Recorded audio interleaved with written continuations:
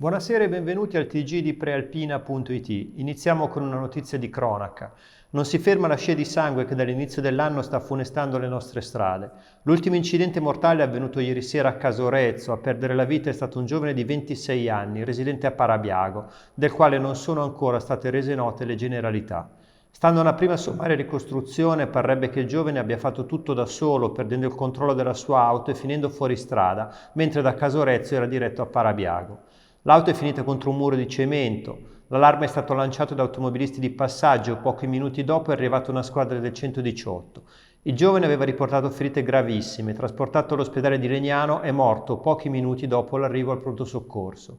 Sono in corso gli accertamenti per verificare l'esatta dinamica dell'incidente. L'indagine è stata affidata ai carabinieri della compagnia di Legnano. E ora spostiamoci in Piemonte. Allarmi lupi a Bocca, comune nei pressi del lago d'Orta, noto per il santuario che ogni anno è visitato da migliaia di fedeli. Il ritrovamento dei due caprioli sventrati nel prati di frazione Ronchetto, nella zona del campo sportivo, ha riportato d'attualità l'allarme, dopo che decine di pecore sono state trovate morte a pochi chilometri di distanza a Lozzolo. Per come era ridotta la carcassa dell'animale, raccontano i residenti in paese, non possono che essere stati dei lupi. Probabile che la sera, dopo aver ucciso il primo capriolo, siano tornati perché il capriolo era in un altro luogo e ancora più sbranato. Dopo qualche giorno abbiamo trovato un'altra carcassa accanto al fiume Strona. La dinamica è stata grosso modo la stessa. Il giorno dopo non ne era rimasto quasi nulla.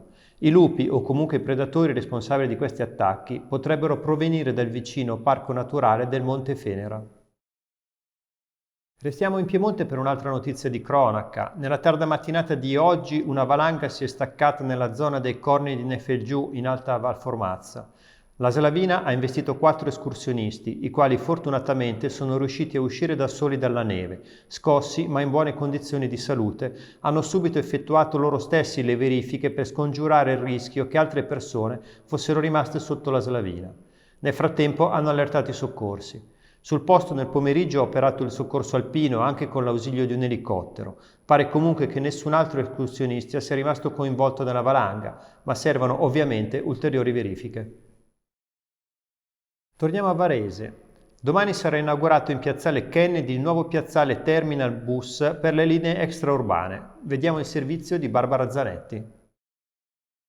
Dopo 2 anni e mezzo di attesa in condizioni difficili nell'area davanti alla Confartigianato in Viale a Milano, chi viaggia con i mezzi del trasporto pubblico locale, quindi con gli autobus e con le linee extraurbane, potrà fare ritorno in piazzale Kennedy. Il nuovo piazzale Kennedy entrerà infatti in attività in maniera ufficiale come terminal bus da lunedì 23 gennaio.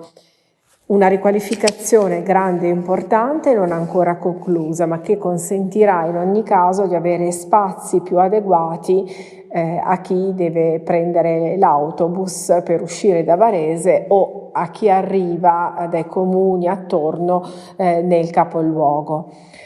È ancora in parte un cantiere aperto perché l'area di piazzale Kennedy è appunto sottoposta a una serie di lavori che non sono ancora terminati, tra cui quello per la nuova biglietteria e la sala d'attesa per i viaggiatori. L'illuminazione è stata posata a livello perimetrale intorno all'area, manca fondamentale però ancora un passaggio, e cioè la posa delle pensiline, perché tutti i viaggiatori e in particolare gli studenti che affollano l'area tra le 12:30 e le 14:30 di tutti i giorni scolastici appunto possano ripararsi sotto le pensiline e ripararsi dalle intemperie.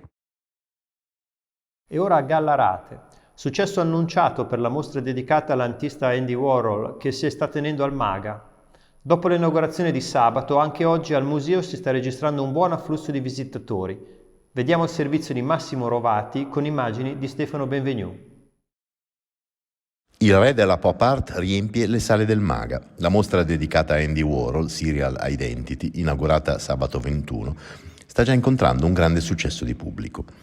Più di 200 le opere esposte nel Museo Gallaratese, a ripercorrere la storia di Warhol, che era nato nel 1928 a Pittsburgh, Pennsylvania, e che per decenni fu uno dei più importanti innovatori nel campo delle arti figurative, autore di opere celeberrime come i ritratti di Marilyn Monroe o i cicli dedicati ai barattoli, il più noto, quello della zuppa Campbell. Al vernissage sono intervenuti tra gli altri il presidente facente funzione del museo, Angelo Crespi, il sindaco di Gallarate Andrea Cassani, il presidente di Regione Lombardia Attilio Fontana e l'assessore comunale alla cultura Claudia Mazzetti. Hanno poi preso la parola la direttrice del MAGA Emma Zanella e il curatore della mostra Maurizio Vanni, che ha parlato di percorso narrativo unico, aggiungendo: nella New York degli anni 50 dovevano essere tutti belli, ricchi e famosi. Warhol disse: un giorno diventerò ricco e famoso, anche se magari non bello. La mostra sarà visitabile fino al 18 giugno. E ora lo sport, o meglio la Serie C del calcio. La Pro Patria mastica amaro dopo la sconfitta di ieri contro il Padova, arrivata in coda a un match condizionato dall'espulsione di Saporetti dopo soli 17 minuti. Sentiamo le parole del tecnico Jorge Vargas. 11 contro 11 era una bella partita. Dispiace per una giocata così, un errore molto discutibile, rovinare una partita che era abbastanza bella tosta, con una squadra forte, e poi è diventato molto più difficile perché è una squadra che ha qualità di palleggio, una squadra tecnica che magari se uno le lascia un po' palleggiare e non li prestano al momento giusto, ci ha messo in difficoltà, però anche con 10 siamo stati in grado di tenere la partita aperta, però dispiace perché la partita 11 contro 11 per un errore del genere dà un po' fastidio perdere così. Restiamo al calcio e continuiamo con i risultati della Serie D. Sentiamo il servizio di Silvio Tranquillini sulla partita Seregno-Varese finita 0-0. Torna a casa da Seregno con un punto il Città di Varese. Finisce senza gol e con poche emozioni la sfida alla Tremarella di oggi allo Stadio Ferruccio, ma i biancorossi, nelle immagini di Domenico Ghiotto dell'agenzia Blitz, possono essere tutto sommato soddisfatti considerate le numerose assenze che avevano costretto il tecnico De Paola a schierare una formazione inedita. Ed invece sono stati proprio Pastore e compagni a costruire le occasioni migliori, rischiando il minimo sindacale nella propria area, meritando alla fine il pareggio. Il resto della giornata nel girone B ha visto importantissime vittorie in chiave play-off dell'Arconatese 2-0 sul campo della Real Calipina e soprattutto della Varesina contro il quotato Brusaporto, sconfitto 2-1. Di Gasparri e Gregov i gol delle Fenici, di Alberti a tempo scaduto l'inutile rete degli ospiti. Beffa invece per la Caronnese che ha sfiorato il colpo sul campo della Casatese, scappando sul 2-0 ma facendosi raggiungere nella ripresa. Nel girone A, dopo la vittoria della Castellanzese nell'anticipo di ieri contro il Ligorna, solo sconfitte nella giornata di oggi. Il Legnano cade 2-0 a Sanremo, mentre devono incassare il Tris, la Castanese, in casa contro il Bra, e lo Stresa sul campo del Dertona. Sempre a proposito di sport, vi ricordiamo che tra poco sul sito di prealpina.it troverete i risultati della pallacanestro Varese impegnata a Trento. In serata, invece, la cronaca della finale della Coppa Italia di hockey su ghiaccio tra i Mastini di Varese e il Caldaro. Questa era l'ultima notizia, l'appuntamento con il TG di prealpina.it torna domani alle 19. Una buona serata a tutti.